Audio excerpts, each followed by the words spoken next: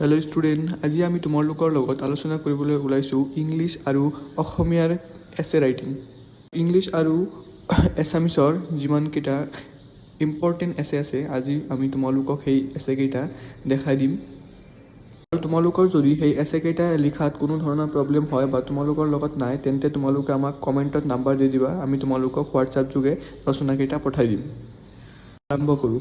তো আমাৰ ইংলিছৰ মাজত ইম্পৰ্টেণ্ট ৰচনাবোৰ হৈছে, প্ৰথমতে আছে তোমালোকৰ ফিজিকেল এক্সাৰচাইজ, তো আৰু দ্বিতীয়তে আছে ডিউটিজ অফ এ ষ্টুডেণ্ট, তো তৃতীয়তে আছে চায়েন্স ইন এভৰিডে লাইফ, আৰু চতুৰ্থত আছে the festival you like most, আৰু ফিফথত আছে a visit to a historical places.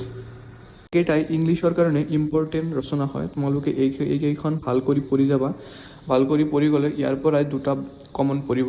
আৰু তোমালোকৰ যদি এই ৰচনাকেইটা নাই, তেন্তে তোমালোকে কমেণ্ট যোগে নাম্বাৰ দি দিবা। আমি তোমালোকক হোৱাটছআপ যোগে এই ৰচনাকেইটা পঠাই দিম।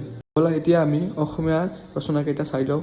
অসমীয়া ৰচনাৰ পিছত তোমালোকৰ প্ৰথমত আছে অসমৰ প্ৰাকৃতিক সম্পদ, তো অসমৰ প্ৰাকৃতিক সম্পদখন ভালকৈ চাবা।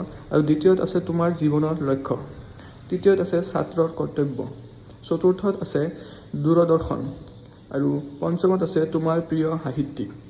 তো এই পাঁচখন ৰচনা তোমালোকে ভাল কৰি পঢ়ি যাবা। এই পাঁচখনৰ পৰা তোমালোকৰ যিকোনো দুখন ৰচনা কমন পৰিব। এই পাঁচখন ৰচনা যদি তোমালোকৰ লগত এতিয়াও নাই, তেন্তে তোমালোকে কমেণ্টত নাম্বাৰ দি যাবা। তোমালোকক হোৱাটছআপ যোগে ৰচনাকেইটা পঠাই দিয়া হ'ব। আৰু তোমালোকৰ যদি এই ৰচনা বাদ দি যিকোনো ধৰণৰ ইংলিছ আৰু অসমীয়া গ্ৰামাৰৰ কোনো ডাউট থাকে, তোমালোকে কমেণ্ট যোগে জনাই দিবা। জনাই দিলে আমি তোমালোকক হোৱাটছআপত কণ্টেক্ট কৰিম। কণ্টেক্ট কৰি তোমালোকৰ যি প্ৰব্লেম হয় তাৰ সলিউশ্যন আমি ওলাই দিবৰ কাৰণে চেষ্টা কৰিম।